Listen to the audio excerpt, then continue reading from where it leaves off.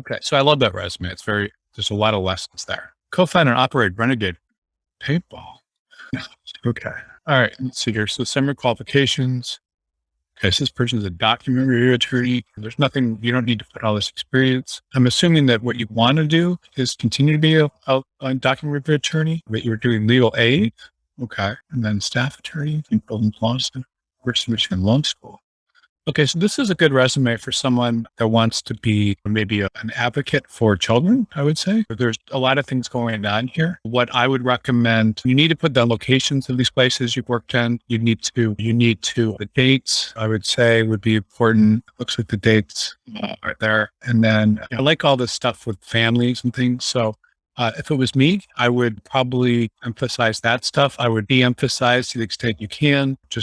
I would just write something like contract attorney or something instead of document review, because that's going to make you look like a document review attorney. You don't want to be put into that role. And then I would actually just say, I don't know that you need to say layoff there. You could probably put here. And then just remember that a lot of the stuff, less is more. So I don't know what you'd want to have, but I would recommend just putting one bullet that discusses what you do and not all this stuff here. I think that would be more helpful for you. And I don't know what the bullet is. I'm just showing you how this should look. And then if you were a volunteer attorney or something, just cleaning all this up and making the resume much shorter.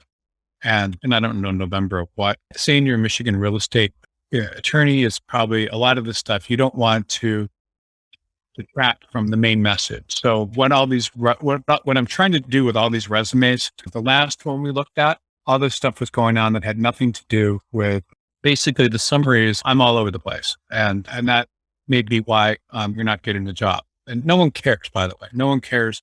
These law firms do not care that you have done all these things. They don't care. They just need people to do the work. That's it. And if you put things on there that look like you're not going to do the work or stick around, they're not going to like it. The same thing here. You don't need to put all this information here. You just need to basically point people in one direction.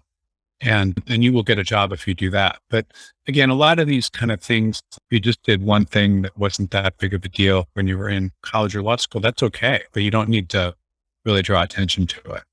You just want to be very careful about making sure people think you're focused and not listing too much on there. And then a good strategy when you had a lot of different jobs from a short period of time is just to put down what they were. Now you're saying here that you're not putting your graduation dates on there. That's okay. But typically the only reason to do that is if you've been out of school a long time. And I typically, unless you're very old, I don't know that it's a good idea to do that.